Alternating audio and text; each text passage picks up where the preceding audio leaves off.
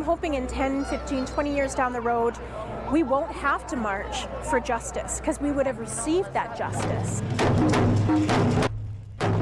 Marching for change and hoping that their cries won't be ignored. This group is just one of many gathering Sunday to remember mothers, sisters, and daughters lost. One of our biggest hopes is that we take it out of the realm of statistics and we bring it into stories. Because stories you feel invested in. You get invested in the people and the human faces behind those statistics. Gathering today to honor those who have been lost to violence and share their stories, to make sure that they're not forgotten, but also in remembering them, hoping for real change and justice. I don't want my children to experience that.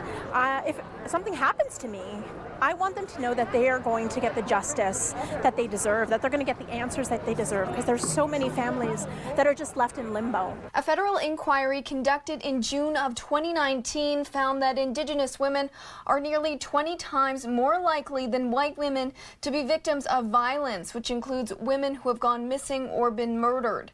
That same report also delivered 231 calls for justice from government and other institutions addressing issues such as marginalization in the form of poverty, insecure housing, homelessness, and the lack of cultural support, leaving them vulnerable to violence. It's really hard when you experience that firsthand because you realize these people who are put in place to try and protect you, they're the ones actually victimizing you.